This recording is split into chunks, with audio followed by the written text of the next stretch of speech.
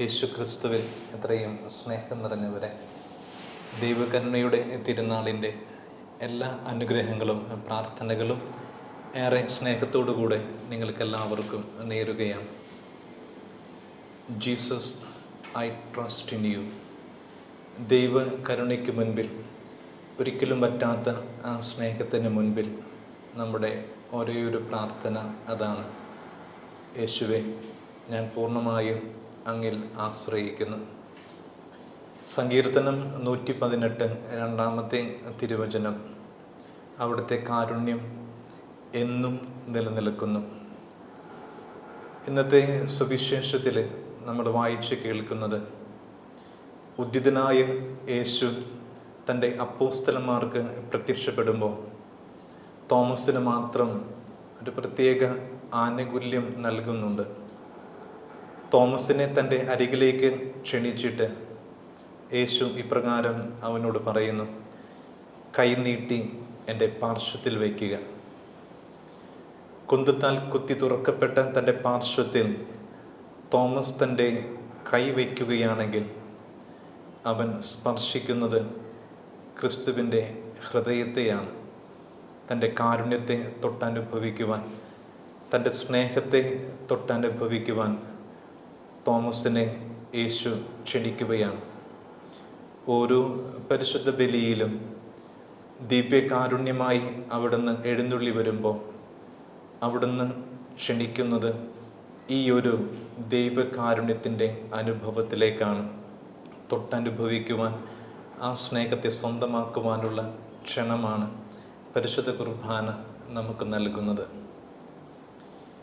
Mother തെരേസയുടെ ജീവിത അനുഭവങ്ങളിൽ നമ്മൾ ഇപ്രകാരം വായിക്കുന്നുണ്ട്: മരണാസന്നനായ ഒരു വ്യക്തി അമ്മയുടെ മടിയിൽ കിടന്ന് ജീവിതത്തിൻ്റെ അവസാന നിമിഷങ്ങളിൽ തീവ്രമായ വേദനയിലൂടെ കടന്നു പോകുമ്പോൾ അവൻ അമ്മയോട് അപേക്ഷിക്കുന്നുണ്ട്: അമ്മേ, ഈശോയോട് പറ, അവൻ്റെ ഹൃദയത്തോട് എന്നെ ഒന്ന് ചേർത്ത് നിർത്താനായിട്ട്. തൻ്റെ ജീവിതത്തിൻ്റെ അവസാന നിമിഷങ്ങളിൽ, തീവ്രമായ വേദനയുടെ നിമിഷങ്ങളിൽ ഈശോയുടെ ഹൃദയത്തോട് ചേർന്ന് നിൽക്കുമ്പോൾ, ആ കാരുണ്യം അനുഭവിക്കുമ്പോൾ തൻ്റെ വേദന അവനിൽ അലിഞ്ഞ് ഇല്ലാതായി തീരും എന്നുള്ള ഉറച്ച ബോധ്യം. അമ്മ, ഈശോയോട് പറ, അവനെ തൻ്റെ ഹൃദയത്തോട് ചേർത്ത് വയ്ക്കാനായിട്ട്. കസൻസാക്കിസിൻ്റെ സുന്ദരമായിട്ടുള്ള ഫ്രാൻസിസ് അസീസിയെക്കുറിച്ചുള്ള നോവലിൽ അതിൻ്റെ അവസാന അധ്യായങ്ങളിൽ നമ്മളിങ്ങനെ വായിക്കുന്നുണ്ട്: ഫ്രാൻസിസ് അസീസി ജീവിതത്തിൻ്റെ അവസാന നിമിഷങ്ങളിൽ കഴിഞ്ഞുകൂടുന്നത് മലഞ്ചെരുവിലെ ഒരു ചെറിയ കുടിലിലാണ്. കൂടെ സഹോദരൻ ലിയോയുമുണ്ട്.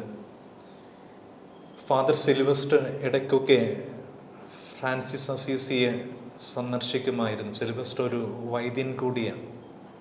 ഒരു ദിവസം ഫാദർ സിൽവസ്റ്റർ ഫ്രാൻസിസിനെ കണ്ടപ്പോൾ ഫ്രാൻസിസിനോട് പറയുന്നുണ്ട്: സിസ്റ്റർ ക്ലാരയ്ക്ക് അങ്ങയെ കാണണമെന്നുണ്ട്.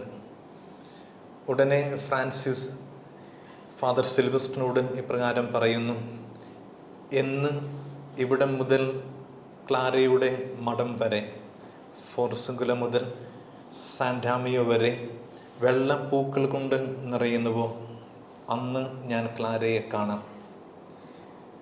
ഉടനെ ഫാദർ സിൽവസ്റ്റർ ഫ്രാൻസിസിനോട് ചോദിക്കുന്നുണ്ട്: അപ്പോൾ അങ്ങൊരിക്കലും ക്ലാരയെ കാണണമെന്നില്ലല്ലേ? ഫ്രാൻസിസ് ഉടനെ മറുപടി പറയുന്നു: ഒരിക്കലും, എപ്പോഴും. ഈ രണ്ട് വാക്കുകൾ മനുഷ്യന് ഉപയോഗിക്കാനുള്ളതല്ല, അത് ദൈവത്തിന് ഉപയോഗിക്കാനുള്ളതാണ്. ഉടനെ ഫ്രാൻസിസ് തൻ്റെ സഹോദരൻ ലിയോയെ അടുത്ത് വിളിച്ചിട്ട് പറയുന്നു: ലിയോ, പുറത്തു ചെന്ന് നോക്കുക. ലിയോ പുറത്തു ചെന്ന് നോക്കുമ്പോൾ അത്ഭുത സ്തബ്ധനായി നിന്ന് പോവുകയാണ്. വഴിയോരങ്ങൾ മുഴുവനും വെള്ളപ്പൂക്കൾ കൊണ്ട് ഇങ്ങനെ വസന്തം വിരിയിക്കുമ്പോൾ തൻ്റെ കൈക്കൊമ്പിൾ നിറയെ പൂക്കളുമായി ലിയോ ഫ്രാൻസിസിൻ്റെ അരികിൽ വന്ന് സാഷ്ടാംഗം വീണുകയാണ്. ലിയോയെ ചേർത്ത് നിർത്തിയിട്ട് ഫ്രാൻസിസ് പറയുന്ന വാക്കുകൾ ഇപ്രകാരമാണ്: എല്ലാം ഒരു അത്ഭുതമല്ലേ? കിഴക്കുദിക്കുന്ന സൂര്യൻ ഒരു അത്ഭുതമല്ലേ? പുറത്ത് പെയ്യുന്ന മഴയും ഒരു അത്ഭുതമല്ലേ? നമ്മൾ ശ്വസിക്കുന്ന വായുവും ഒരു അത്ഭുതമല്ലേ? എന്തിനേറെ, ഒരു ഇലയെടുത്ത് സൂര്യന് നേരെ ഉയർത്തുമ്പോൾ ആ ഇലയിൽ ക്രൂശിതനെ കാണാം, മറുപുറം ഉദ്ധിതനെയും. എല്ലാം ഒരു അത്ഭുതമല്ലേ? ദൈവകരുണയുടെ സ്പന്ദനം ഈ പ്രപഞ്ചം മുഴുവനും അനുഭവിച്ച ഫ്രാൻസിസിന് കിഴക്കുദിക്കുന്ന സൂര്യനും ശ്വസിക്കുന്ന വായുവും പെയ്തൊഴുങ്ങുന്ന മഴയുമെല്ലാം ദൈവകരുണയുടെ അത്ഭുത അനുഭവങ്ങളായിരുന്നു. ഈ ദൈവകരുണയുടെ തിരുനാളിൽ നമുക്കും പ്രാർത്ഥിക്കാം, ആ ദൈവകരുണയുടെ സ്പന്ദനങ്ങൾ അനുഭവിച്ച് ഓരോ നിമിഷവും മുന്നോട്ട് പോകുവാൻ ആ കാരുണ്യത്തെ മുമ്പിൽ ഒരിക്കൽ കൂടി നമുക്ക് പ്രാർത്ഥിക്കാം.